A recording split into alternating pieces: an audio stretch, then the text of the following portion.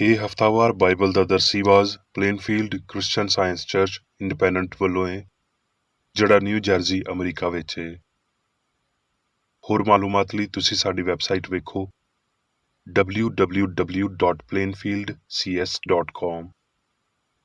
ਇਹ ਸਬਕ 25 ਜਨਵਰੀ 2026 ਐਤਵਾਰ ਦੇ ਦਿਨ ਹਫ਼ਤੇ ਦੇ ਅਖੀਰ ਉੱਤੇ ਤੁਹਾਡੇ ਪੜ੍ਹਨ ਲਈ ਤਿਆਰ ਕੀਤਾ ਗਿਆ ਹੈ। ਮਜ਼ਮੂਨ ਸਚਾਈ, ਸੁਨਹਿਰੀ ਮਤਨ ਜ਼ਬੂਰ। ਐ ਖੁਦਾਵੰਦ, ਆਪਣੀਆਂ ਰਾਹਾਂ ਮੈਨੂੰ ਵਿਖਾ, ਆਪਣੇ ਰਸਤੇ ਮੈਨੂੰ ਦੱਸ, ਮੈਨੂੰ ਆਪਣੀ ਸੱਚਾਈ ਉੱਤੇ ਟੋਰ ਤੇ ਤਾਲੀਮ ਦੇ, ਕਿਉਂ ਜੇ ਤੂੰ ਮੇਰਾ ਮੁਕਤੀ ਦੇਣ ਵਾਲਾ ਰੱਬ ਏ, ਮੈਂ ਸਾਰਾ ਦਿਨ ਤੇਰੀ ਉਡੀਕ ਵਿੱਚ ਹੀ ਰਹਿਣਾ ਵਾਂ। ਜਵਾਬੀ ਪੜ੍ਹਾਈ।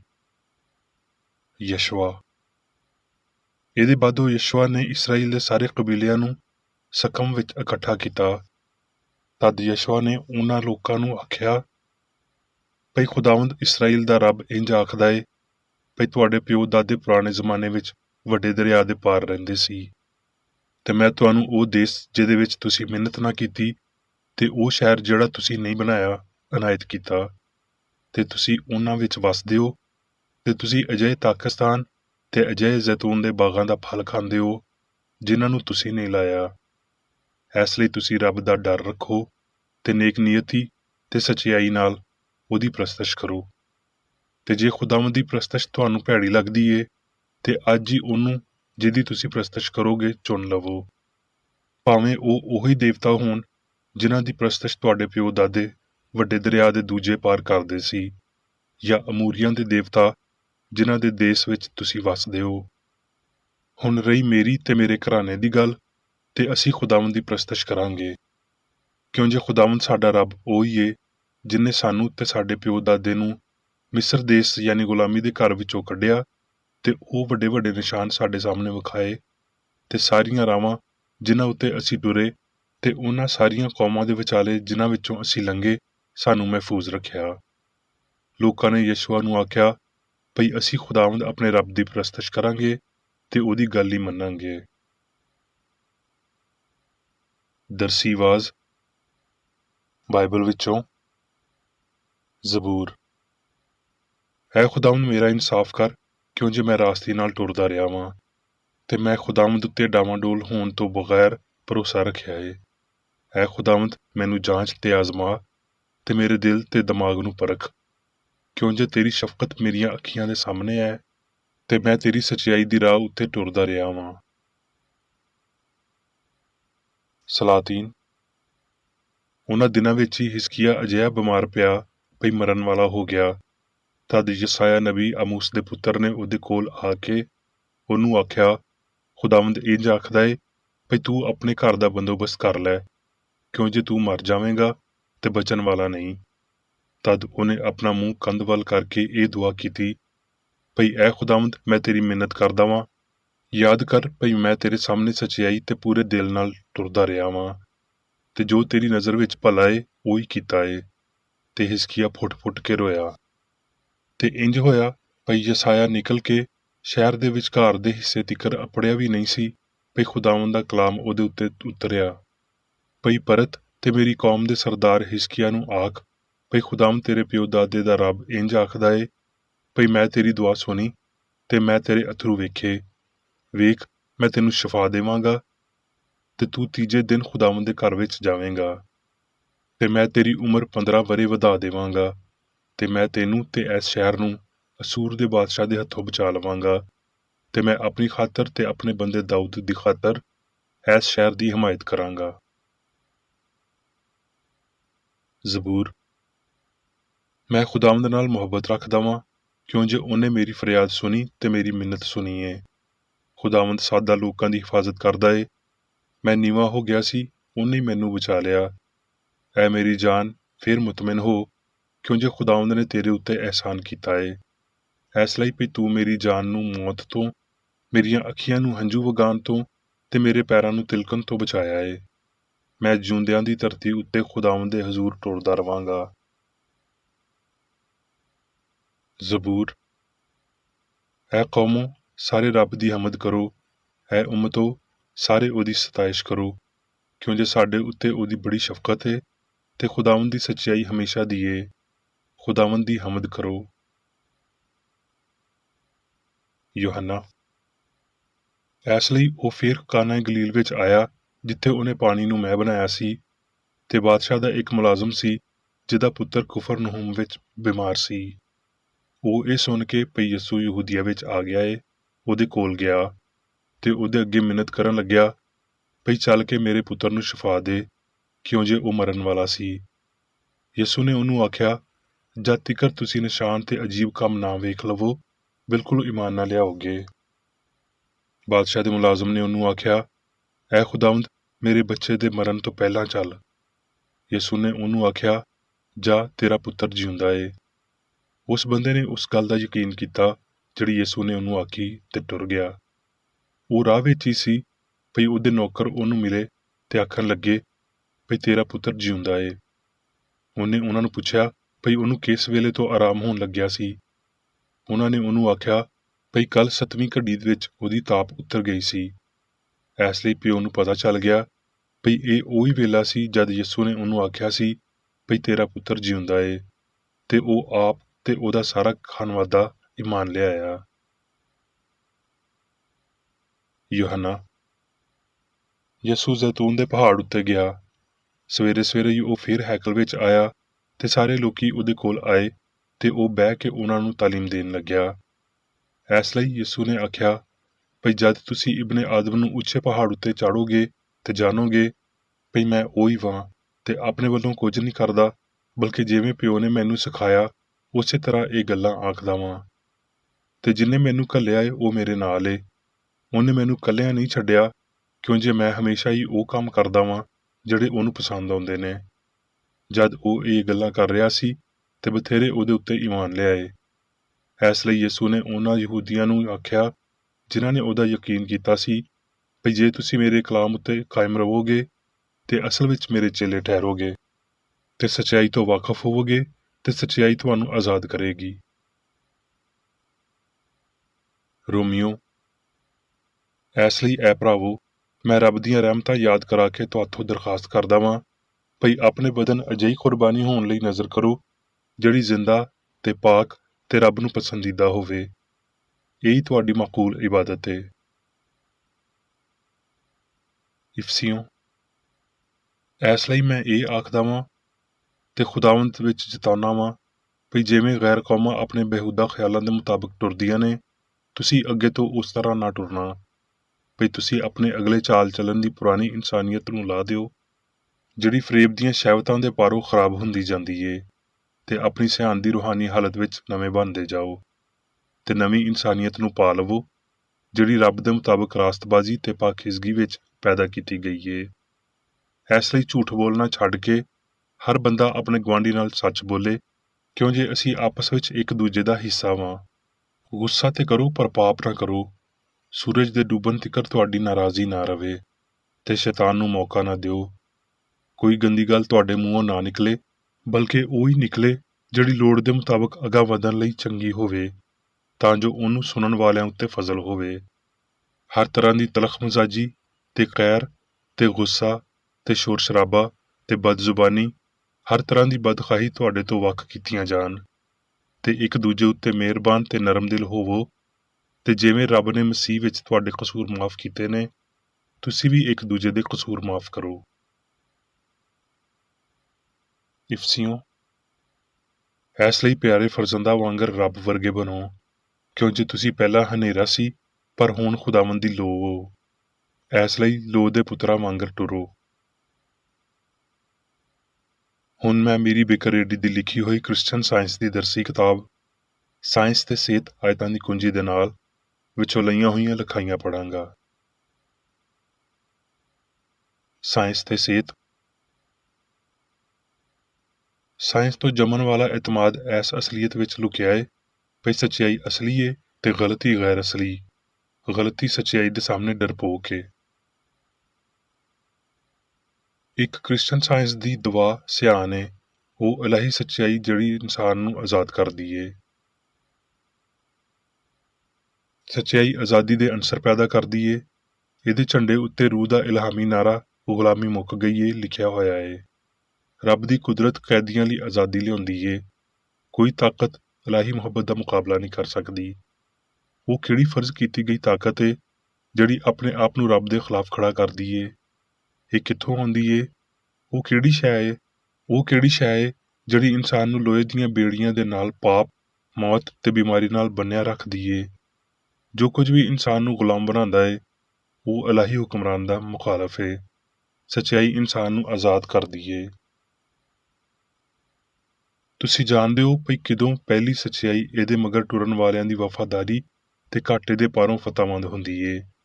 ਇਹ ਉਦੋਂ ਹੁੰਦੀ ਏ ਜਦੋਂ ਵੇਲੇ ਦਾ ਇਹਤਜਾਜ ਆਜ਼ਾਦੀ ਦਾ ਝੰਡਾ ਚੁੱਕ ਕੇ ਅੱਗੇ ਵੱਧਦਾ ਏ। ਦੁਨਿਆਵੀ ਕੂਵਤਾਂ ਲੜਨਗੀਆਂ ਤੇ ਆਪਣੇ ਪਾਸਬਾਨਾਂ ਨੂੰ ਹੁਕਮ ਦੇਣਗੀਆਂ ਭਈ ਇਸ ਸੱਚਾਈ ਨੂੰ ਬੂਹੇ ਵਿੱਚੋਂ ਨਾ ਲੰਘਣ ਦਿਓ, ਜਦੋਂ ਤੀਕਰ ਭਈ ਇਹ ਉਹਨਾਂ ਦੇ ਨਿਜ਼ਾਮਾਂ ਦੀ ਤਾਈਦ ਨਾ ਕਰੇ। ਪਰ ਸਾਇੰਸ ਛੁਰੇ ਦੀ ਨੋਕ ਦੀ ਪਰਵਾਹ ਕੀਤੇ ਬਗੈਰ ਅੱਗੇ ਵੱਧਦੀ ਏ। ਇੱਥੇ ਹਮੇਸ਼ਾ ਕੋਈ ਨਾ ਕੋਈ ਹੰਗਾਮਾ ਹੁੰਦਾ ਏ, ਪਰ ਸੱਚਾਈ ਦੇ ਮਿਆਰ ਦਾ ਇਹ ਇੱਕ ਜਲਸਾ ਹੁੰਦਾ ਏ।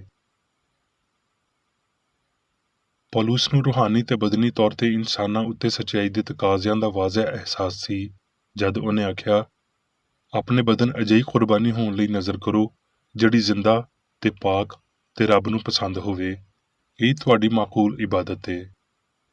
ਪਰ ਉਹ ਜਿਹੜਾ ਬਦਨ ਦੇ ਅਕੀਦਿਆਂ ਨਾਲ ਜੰਮਿਆ ਏ ਤੇ ਉਹਨਾਂ ਦੀ ਸੇਵਾ ਕਰਦਾ ਏ, ਉਹ ਇਸ ਜੱਗ ਵਿੱਚ ਸਾਡੇ ਰੱਬ ਦੀਆਂ ਅਸਮਾਨੀ ਉਚਾਈਆਂ ਤੀਕਰ ਨਹੀਂ ਅਪੜ ਸਕਦਾ। ਉਹ ਵੇਲਾ ਆਉਂਦਾ ਏ ਜਦ ਇਨਸਾਨ ਦਾ ਰੂਹਾਨੀ ਅਸਲ, ਉਹ ਇਲਾਹੀ ਸਾਇੰਸ ਜਿਹਨੇ ਇਨਸਾਨੀ ਵਜੂਦ ਵਿੱਚ ਯਸੂ ਦੀ ਰਹਿਨੁਮਾਈ ਕੀਤੀ, ਉਹਨੂੰ ਸਮਝਿਆ ਜਾਵੇਗਾ ਤੇ ਜ਼ਾਹਰ ਕੀਤਾ ਜਾਵੇਗਾ। ਸੱਚ ਜਦ ਕਿਸੇ ਵੀ ਦੌਰ ਵਿੱਚ ਬੋਲਿਆ ਜਾਂਦਾ ਏ ਤੇ ਉਹ ਲੋ ਵਾਂਗਰ ਹਨੇਰੇ ਵਿੱਚ ਚਮਕਦਾ ਏ ਤੇ ਹਨੇਰਾ ਉਹਨੂੰ ਕਬੂਲ ਨਹੀਂ ਕਰਦਾ। ਹਯਾਤੀ ਮਵਾਦ ਤੇ ਸਿਆਣ ਦਾ ਝੂਠਾ ਫਹਿਮ ਇਲਾਹੀ ਮੁਮਕਨਾਤ ਨੂੰ ਲੁਕਾਉਂਦਾ ਏ ਤੇ ਸਾਇੰਸੀ ਇਜ਼ਹਾਰ ਨੂੰ ਖੁਫੀਆ ਰੱਖਦਾ ਏ। ਜੇ ਅਸੀਂ ਮਸੀਹ ਯਾਨੀ ਸੱਚਾਈ ਦੇ ਮਗਰ ਟੁਰਨ ਦੀ ਤਾਂਘ ਰੱਖਦੇ ਹਾਂ ਤੇ ਇਹ ਰੱਬ ਦੇ ਚੁਣੇ ਹੋਏ ਤਰੀਕੇਕਾਰ ਦੇ ਮੁਤਾਬਕ ਹੋਣਾ ਚਾਹੀਦਾ ਏ। ਯਸੂ ਨੇ ਆਖਿਆ, ਜਿਹੜਾ ਮੇਰੇ ਉੱਤੇ ਈਮਾਨ ਰੱਖਦਾ ਏ ਇਹ ਕੰਮ ਜਿਹੜੇ ਮੈਂ ਕਰਦਾ ਵਾਂ ਉਹ ਵੀ ਕਰੇਗਾ। ਉਹ ਜਿਹੜਾ ਮੰਬਾ ਤੀਕਰ ਅਪੜੇ ਤੇ ਹਰ ਬਿਮਾਰੀ ਦਾ ਇਲਾਹੀ ਇਲਾਜ ਪਾਵੇਗਾ, ਉਹਨੂੰ ਕਿਸੇ ਹੋਰ ਰਾਹ ਤੋਂ ਸਾਇੰਸ ਦੇ ਪਹਾੜ ਉੱਤੇ ਚੜ੍ਹਨ ਦੀ ਕੋਸ਼ਿਸ਼ ਨਹੀਂ ਕਰਨੀ ਚਾਹੀਦੀ। ਸਾਰੀ ਫਿਤਰਤ ਇਨਸਾਨ ਦੇ ਨਾਲ ਰੱਬ ਦੇ ਪਿਆਰ ਦੀ ਤਾਲੀਮ ਦਿੰਦੀ ਏ, ਪਰ ਇਨਸਾਨ ਰੱਬ ਤੋਂ ਵੱਧ ਕੇ ਉਹਨੂੰ ਪਿਆਰ ਨਹੀਂ ਕਰ ਸਕਦਾ ਤੇ ਰੂਹਾਨੀਅਤ ਦੀ ਬਜਾਏ ਮਾਦੀਅਤ ਨੂੰ ਪਿਆਰ ਕਰਦਿਆਂ ਤੇ ਉਹਦੇ ਉੱਤੇ ਯਕੀਨ ਕਰਦਿਆਂ ਹੋਏ ਆਪਣੇ ਅਹਿਸਾਸ ਨੂੰ ਰੂਹਾਨੀ ਸ਼ੈਵਾਂ ਉੱਤੇ ਮੁਰਤਬ ਨਹੀਂ ਕਰ ਸਕਦਾ। ਇਸ ਸਵਾਲ ਦਾ ਜਵਾਬ ਭਈ ਸੱਚਾਈ ਕੀ ਏ, ਇਜ਼ਹਾਰ ਦੇ ਰਾਹੀਂ ਬਿਮਾਰੀ ਤੇ ਪਾਪ ਦੋਵਾਂ ਤੋਂ ਸ਼ਿਫਾ ਦੇ ਰਾਹੀਂ ਦਿੱਤਾ ਜਾਂਦਾ ਏ ਤੇ ਇਹ ਇਜ਼ਹਾਰ ਵਿਖਾਉਂਦਾ ਏ ਭਈ ਮਸੀਹੀ ਸ਼ਿਫਾ ਸਾਰਿਆਂ ਤੋਂ ਚੰਗੀ ਸਿਹਤ ਦਿੰਦੀ ਤੇ ਚੰਗਾ ਇਨਸਾਨ ਬਣਾਉਂਦੀ ਏ। ਢੰਗ ਨਾਲ ਹਯਾਤੀ ਗੁਜ਼ਾਰਨ ਦਾ ਮਕਸਦ ਤੇ ਗਰਜ਼ ਹੁਣ ਹਾਸਲ ਕੀਤੇ ਜਾ ਸਕਦੇ ਨੇ।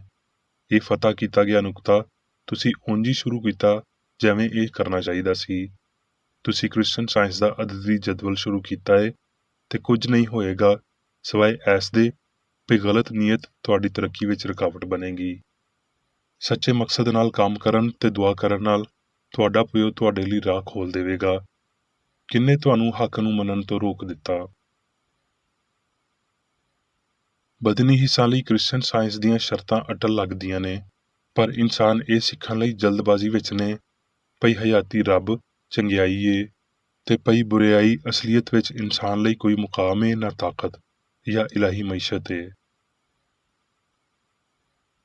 ਫਹਿਮ ਦੀਆਂ ਗਲਤੀਆਂ ਨੂੰ ਕਲਾਦਮ ਕਰਨ ਦੀ ਕੋਸ਼ਿਸ਼ ਵਿੱਚ ਕਿਸੇ ਵੀ ਬੰਦੇ ਨੂੰ ਪੂਰੇ ਤੇ ਇਨਸਾਫ ਦੇ ਤੌਰ ਤੇ ਬਹੁਤ ਅਨਮੋਲ ਕੀਮਤ ਭਰਨੀ ਪਵੇਗੀ ਜਦ ਤੀਕਰ ਭਈ ਸਾਰੀ ਗਲਤੀ ਪੂਰੇ ਤੌਰ ਤੇ ਸੱਚਾਈ ਦੇ ਹੇਠਾਂ ਨਹੀਂ ਕਰ ਦਿੱਤੀ ਜਾਂਦੀ। ਪਾਪ ਦੀ ਮਜ਼ਦੂਰੀ ਦੇਣ ਦੇ ਇਲਾਹੀ ਤਰੀਕੇਕਾਰ ਵਿੱਚ ਕਿਸੇ ਬੰਦੇ ਦੀਆਂ ਗੁੱਥੀਆਂ ਨੂੰ ਸੁਲਝਾਉਣਾ ਤੇ ਇਸ ਤਜਰਬੇ ਨਾਲ ਇਹ ਸਿੱਖਣਾ ਸ਼ਾਮਲ ਏ ਭਈ ਫਹਿਮ ਤੇ ਜਿੰਦ ਨੂੰ ਕਿਵੇਂ ਵੱਖੋ-ਵੱਖ ਕਰਨਾ ਚਾਹੀਦਾ ਏ। ਇਹ ਕਬੂਲ ਕਰਨਾ ਭਈ ਬਿਮਾਰੀ ਅਜਿਹੀ ਹਾਲਤ ਏ ਜਿਹਦੇ ਉੱਤੇ ਰੱਬ ਦਾ ਕੋਈ ਇਖਤਿਆਰ ਨਹੀਂ, ਪਹਿਲਾਂ ਤੋਂ ਇਸ ਗੱਲ ਨੂੰ ਫਰਜ਼ ਕਰਨ ਦੇ ਉਲਟ ਏ ਭਈ ਕਈ ਵਾਰੀ ਕਾਦਰ ਮੁਤਲਕ ਵਿੱਚ ਕੋਈ ਤਾਕਤ ਨਹੀਂ ਹੁੰਦੀ। ਮਸੀਹ ਜਾਂ ਸੱਚਾਈ ਦੀ ਸ਼ਰੀਅਤ ਰੂਹ ਲਈ ਸਾਰੀਆਂ ਗੱਲਾਂ ਨੂੰ ਮੁਮਕਿਨ ਬਣਾਉਂਦੀ ਏ। ਸੱਚਾਈ ਸਾਰੀ ਖੁਦੀ ਵਿੱਚੋਂ ਗਲਤੀ ਨੂੰ ਦੂਰ ਕਰਦੀ ਏ ਤੇ ਕਰਨਾ ਵੀ ਚਾਹੀਦਾ ਏ। ਸੱਚਾਈ ਇੱਕ ਦੋ-ਧਾਰੀ ਤਲਵਾਰ ਏ ਜਿਹੜੀ ਹਿਫਾਜ਼ਤ ਤੇ ਰਹਿਨੁਮਾਈ ਕਰਦੀ ਏ। ਸੱਚਾਈ ਦੇ ਸਾਰੇ ਮਹਿਮਾਨਾਂ ਨੂੰ ਨੋਟ ਕਰਨ ਲਈ ਕਰੂਬ ਦੀ ਸੱਚਾਈ ਨੂੰ ਸਮਝ ਕੇ ਬੂਹੇ ਉੱਤੇ ਰੱਖਦਾ ਏ। ਰਹਿਮ ਤੇ ਇਨਸਾਫ ਨਾਲ ਰੌਸ਼ਨ ਸੱਚਾਈ ਦੀ ਤਲਵਾਰ ਦੂਰ-ਦੂਰ ਤੀਕਰ ਚਮਕਦੀ ਏ ਤੇ ਸੱਚਾਈ ਤੇ ਗਲਤੀ ਦੇ ਵਿਚਾਲੇ, ਮਾਦੀ ਤੇ ਰੂਹਾਨੀ, ਗੈਰ ਅਸਲੀ ਤੇ ਅਸਲੀ ਦੇ ਵਿਚਾਲੇ ਲਾਮਹਿਦੂਦ ਫਾਸਲੇ ਵੱਲ ਇਸ਼ਾਰਾ ਕਰਦੀ ਏ। ਇਲਾਹੀ ਸਾਇੰਸ ਜਾਇਜ਼ ਤੌਰ ਤੇ ਇਨਸਾਨ ਦੀ ਪੂਰੀ ਫਰਮਾਬਰਦਾਰੀ, ਪਿਆਰ ਤੇ ਤਾਕਤ ਦੀ ਮੰਗ ਕਰਦੀ ਏ। ਇਹਦੇ ਤੋਂ ਘੱਟ ਵਫਾਦਾਰੀ ਲਈ ਕੋਈ ਤਹਫ਼ੁਜ਼ ਨਹੀਂ ਰੱਖੇ ਜਾਂਦੇ। ਸੱਚਾਈ ਦੀ ਤਾਬੇਦਾਰੀ ਇਨਸਾਨ ਨੂੰ ਤਾਕਤ ਤੇ ਕੂਵਤ ਅਤਾ ਕਰਦੀ ਏ। ਗਲਤੀ ਨੂੰ ਹਵਾਲਗੀ ਤਾਕਤ ਦਾ ਘਾਟਾ ਪੈਣ ਨੂੰ ਵਧਾ ਦਿੰਦੀ ਏ। ਸੱਚਾਈ ਸਾਰੀਆਂ ਬਦੀਆਂ ਤੇ ਮਾਦੀਅਤ ਪਸੰਦਾਂ ਦੇ ਤਰੀਕਿਆਂ ਨੂੰ ਅਸਲ ਰੂਹਾਨੀ ਕਾਨੂੰਨ ਦੇ ਨਾਲ ਬਾਹਰ ਕੱਢ ਦਿੰਦੀ ਏ, ਯਾਨੀ ਉਹ ਕਾਨੂੰਨ ਜਿਹੜਾ ਅੰਨੇ ਨੂੰ ਬਿਨਾਈ, ਬੋਲੇ ਨੂੰ ਸੁਣਨਾ, ਗੂੰਗੇ ਨੂੰ ਆਵਾਜ਼ ਤੇ ਲੰਗੜੇ ਨੂੰ ਪੈਰ ਦਿੰਦਾ ਏ। ਜੇ ਕ੍ਰਿਸਚਨ ਸਾਇੰਸ ਇਨਸਾਨੀ ਅਕੀਦੇ ਦੀ ਬੇਇੱਜ਼ਤੀ ਕਰਦੀ ਏ ਤੇ ਉਹ ਰੂਹਾਨੀ ਫਹਿਮ ਨੂੰ ਇੱਜ਼ਤ ਦਿੰਦੀ ਏ ਤੇ ਬਸ ਕੱਲੀ ਸਿਆਣੀ ਇਜ਼ਾਜ਼ ਦਾ ਹੱਕਦਾਰ ਏ। ਜਦੋਂ ਬਿਮਾਰੀ ਜਾਂ ਪਾਪ ਦਾ ਭਰਮ ਤੁਹਾਨੂੰ ਅਜ਼ਮਾਉਂਦਾ ਏ ਤੇ ਰੱਬ ਤੇ ਉਹਦੇ ਖਿਆਲ ਦੇ ਨਾਲ ਮਜ਼ਬੂਤੀ ਨਾਲ ਜੁੜੇ ਰਹੋ। ਉਹਦੇ ਮਜ਼ਾਜ ਤੋਂ ਇਲਾਵਾ ਕਿਸੇ ਸ਼ੈ ਨੂੰ ਤੁਹਾਡੇ ਖਿਆਲ ਵਿੱਚ ਕਾਇਮ ਹੋਣ ਦੀ ਇਜਾਜ਼ਤ ਨਾ ਦਿਓ। ਉਸ ਗਲਤੀ ਦੇ ਖਿਲਾਫ ਹਸਤੀ ਦੀ ਸੱਚਾਈ ਉੱਤੇ ਕਾਇਮ ਰਵੋ। ਭਈ ਹਯਾਤੀ, ਮਵਾਦ ਜਾਂ ਜ਼ਹਾਨਤ ਮਾਦੇ ਵਿੱਚ ਹੋ ਸਕਦੇ ਨੇ। ਸੱਚਾਈ ਦੇ ਖਾਲਸ ਯਕੀਨ ਤੇ ਇਲਾਹੀ ਸਾਇੰਸ ਦੇ ਨਾ ਬਦਲਣ ਵਾਲੇ, ਬੇਖਤਾ ਤੇ ਯਕੀਨੀ ਅਸਰ ਵਾਲੇ ਵਾਜ਼ਿਆ ਨਜ਼ਰੀਏ ਦੇ ਨਾਲ ਮਿੰਨਤ ਕਰੋ। ਤਦ ਜੇ ਤੁਹਾਡੀ ਇਮਾਨਦਾਰੀ ਤੁਹਾਡੀ ਮਿੰਨਤ ਦੀ ਸੱਚਾਈ ਦੇ ਅੱਧ ਬਰਾਬਰ ਵੀ ਹੋਵੇ ਤੇ ਤੁਸੀਂ ਬਿਮਾਰ ਨੂੰ ਠੀਕ ਕਰ ਸਕੋਗੇ। ਸੱਚਾਈ ਅਸਬਾਤੀ ਏ ਤੇ ਹਮਾਂਗੀ ਦਿੰਦੀ ਏ। ਸਾਰੀ ਮਬਾਦੁਲ ਤਿੱਬਿਆਤੀ ਮੰਤਕ ਸੱਚਾਈ ਦੇ ਐਸ ਸਾਦਾ ਅਸੂਲ ਤੋਂ ਮੁਤਾਸਰ ਹੁੰਦੀ ਏ ਜਿਹੜਾ ਪੂਰੀ ਅਸਲੀਅਤ ਉੱਤੇ ਹੁਕਮਰਾਨੀ ਕਰਦਾ ਏ। ਸੱਚੀਆਂ ਦਲੀਲਾਂ ਜਿਹੜੀਆਂ ਤੁਸੀਂ ਵਰਤਦੇ ਹੋ ਉਹਨਾਂ ਦੇ ਰਾਹੀਂ ਤੇ ਖਾਸ ਤੌਰ ਤੇ ਸੱਚਾਈ ਤੇ ਪਿਆਰ ਦੀ ਰੂਹ ਦੇ ਰਾਹੀਂ ਜਿਹਨੂੰ ਤੁਸੀਂ ਮੰਨਦੇ ਹੋ, ਤੁਸੀਂ ਬਿਮਾਰ ਨੂੰ ਸ਼ਿਫਾ ਦਿਓਗੇ। ਗਲਤੀ ਨੂੰ ਤਬਾਹ ਕਰਨ ਦੀਆਂ ਤੁਹਾਡੀਆਂ ਕੋਸ਼ਿਸ਼ਾਂ ਵਿੱਚ ਇਖਲਾਕੀ ਤੇ ਇਹਦੇ ਨਾਲ-ਨਾਲ ਬਦਨੀ ਅਕੀਦੇ ਨੂੰ ਵੀ ਸ਼ਾਮਲ ਕਰ ਲਵੋ। ਬਦੀ ਦੇ ਸਾਰੇ ਤਰੀਕੇ ਬਾਹਰ ਕੱਢ ਦਿਓ। ਪੂਰੀ ਖਲਕਤ ਦੇ ਸਾਹਮਣੇ ਅੰਜੀਲ ਦੀ ਮੁਨਾਦੀ ਕਰੋ। ਗਲਤੀ ਦੀ ਹਰ ਸ਼ਕਲ ਦੇ ਨਾਲ ਸੱਚ ਬੋਲੀਏ। ਰਸੌਲੀਆਂ, ਨਾਸੂਰ, ਤਪੇਦਕ, ਸੋਜ, ਪੀੜ, ਜੋੜਾਂ ਦੀ ਸੋਜ਼ਸ਼, ਟੁਰਦੇ ਫਿਰਦੇ ਸੁਪਨਿਆਂ ਦੇ ਪਰਛਾਵੇਂ, ਫਾਨੀ ਸੋਚ ਦੇ ਹਨੇਰ ਖਿਆਲ ਨੇ ਜਿਹੜੇ ਸੱਚਾਈ ਦੇ ਚਾਨਣ ਤੋਂ ਨੱਸਦੇ ਨੇ। ਜੇ ਤੁਹਾਡੀ ਹਰ ਰੋਜ਼ ਦੀ ਹਯਾਤੀ ਤੇ ਗੱਲਬਾਤ ਵਿੱਚ ਸੱਚਾਈ ਗਲਤੀ ਉੱਤੇ ਫਤਹ ਪਾ ਰਹੀ ਏ ਤੇ ਤੁਸੀਂ ਅਖੀਰੀ ਆਖ ਸਕਦੇ ਹੋ ਭਈ ਮੈਂ ਚੰਗੀ ਕੁਸ਼ਤੀ ਲੜ ਲਈਏ, ਮੈਂ ਈਮਾਨ ਨੂੰ ਮਹਿਫੂਜ਼ ਰੱਖਿਆ, ਕਿਉਂ ਜੇ ਤੁਸੀਂ ਇੱਕ ਚੰਗੇ ਇਨਸਾਨ ਹੋ। ਜੇ ਚੇਲਾ ਰੂਹਾਨੀ ਤੌਰ ਤੇ ਤਰੱਕੀ ਕਰ ਰਿਹਾ ਏ ਤੇ ਉਹ ਅੰਦਰ ਆਉਣ ਦੀ ਕੋਸ਼ਿਸ਼ ਕਰ ਰਿਹਾ ਏ, ਉਹ ਮਾਦੀ ਹਿੱਸ ਤੋਂ ਦੂਰ ਹੋਣ ਦੀ ਲਗਾਤਾਰ ਕੋਸ਼ਿਸ਼ ਕਰ ਰਿਹਾ ਏ ਤੇ ਰੂਹ ਦੀਆਂ ਨਾਮੁਮਕਿਨ ਵਾਲੀਆਂ ਸ਼ੈਵਾਂ ਨੂੰ ਲੱਭ ਰਿਹਾ ਏ। ਜੇ ਇਮਾਨਦਾਰ ਏ ਤੇ ਉਹ ਇਮਾਨਦਾਰੀ ਨਾਲ ਹੀ ਸ਼ੁਰੂ ਕਰੇਗਾ ਤੇ ਹਰ ਦਿਨ ਠੀਕ ਪਾਸੇ ਹੀ ਜਾਵੇਗਾ ਜਦੋਂ ਤੀਕਰ ਅਖੀਰੀ ਉਹ ਖੁਸ਼ੀ ਦੇ ਨਾਲ ਆਪਣਾ ਸਫ਼ਰ ਪੂਰਾ ਨਹੀਂ ਕਰ ਲੈਂਦਾ। ਸੱਚਾਈ ਹਮੇਸ਼ਾ ਫਤਹਮੰਦ ਰਹੀ ਏ। ਹੁਣ ਮੈਂ ਮੇਰੀ ਬੇਕਰ ਏਡੀ ਵੱਲੋਂ ਚਰਚ ਮੈਨੂਅਲ ਵਿੱਚ ਦਿੱਤੇ ਹੋਏ ਰੋਜ਼ਾਨਾ ਦੇ 3 ਫਰਜ਼ ਪੜਾਂਗਾ। ਰੋਜ਼ਾਨਾ ਦੀ ਦੁਆ। ਇਸ ਚਰਚ ਦੇ ਹਰ ਰੁਕਨ ਦਾ ਇਹ ਫਰਜ਼ ਏ ਭਈ ਉਹ ਹਰ ਰੋਜ਼ ਇਹ ਦੁਆ ਕਰੇ, ਤੇਰੀ ਬਾਦਸ਼ਾਹੀ ਆਵੇ, ਇਲਾਹੀ ਸੱਚਾਈ, ਹਯਾਤੀ ਤੇ ਪਿਆਰ ਦੀ ਸਲਤਨਤ ਮੇਰੇ ਅੰਦਰ ਕਾਇਮ ਹੋਵੇ ਤੇ ਸਾਰੇ ਪਾਪ ਮੈਥੋਂ ਨਿਕਲ ਜਾਣ ਤੇ ਤੇਰਾ ਕਲਾਮ ਸਾਰੇ ਇਨਸਾਨਾਂ ਦੇ ਪਿਆਰ ਨੂੰ ਵਧਾਵੇ ਤੇ ਉਹਨਾਂ ਉੱਤੇ ਹਕੂਮਤ ਕਰੇ। ਮਕਸਦਾਂ ਤੇ ਕੰਮਾਂ ਦਾ ਇੱਕ ਅਸੂਲ। ਨਾ ਕੋਈ ਮੁਖਾਲਫਤ ਤੇ ਨਾ ਕੋਈ ਜ਼ਾਤੀ ਤਾਲੁਕ ਮਾਦਰੀ ਚਰਚ ਦੇ ਕਿਸੇ ਰੁਕਨ ਦੇ ਮਕਸਦਾਂ ਜਾਂ ਕੰਮਾਂ ਉੱਤੇ ਅਸਰ ਕਰਨੇ ਚਾਹੀਦੇ। ਸਾਇੰਸ ਵਿੱਚ ਬਸ ਇਲਾਹੀ ਪਿਆਰ ਹੀ ਹਕੂਮਤ ਕਰਦਾ ਏ ਤੇ ਇੱਕ ਮਸੀਹੀ ਸਾਇੰਸਦਾਨ ਪਾਪ ਨੂੰ ਰੱਦ ਕਰਦਿਆਂ ਹੋਏ ਸੁੱਚੀ ਭਰਾਬੰਦੀ, ਖੈਰਾਤ ਪਸੰਦੀ ਤੇ ਮਾਫੀ ਨਾਲ ਪਿਆਰ ਦੀਆਂ ਮਿੱਠੀਆਂ ਸਚਾਈਆਂ ਦਾ ਪਰਛਾਵਾਂ ਬਣਦਾ ਏ। ਇਸ ਚਰਚ ਦੇ ਸਾਰੇ ਰੁਕਨਾਂ ਨੂੰ ਸਾਰੇ ਪਾਪਾਂ ਤੋਂ, ਗਲਤ ਤਰ੍ਹਾਂ ਦੀਆਂ ਪੇਸ਼ਨਗੋਈਆਂ, ਮੁਨਸਫੀਆਂ, ਮੁਜ਼ਮਤਾਂ, ਸਲਾਮਾਂ, ਗਲਤ ਅਸਰਾਂ ਨੂੰ ਲੈਣ ਤੇ ਗਲਤ ਅਸਰ ਦੇਣ ਤੋਂ ਆਜ਼ਾਦ ਰਹਿਣ ਲਈ ਹਰ ਰੋਜ਼ ਖਿਆਲ ਰੱਖਣਾ ਚਾਹੀਦਾ ਏ ਤੇ ਦੁਆ ਕਰਨੀ ਚਾਹੀਦੀ ਏ। ਫਰਜ਼ ਲਈ ਚੁਸਤੀ।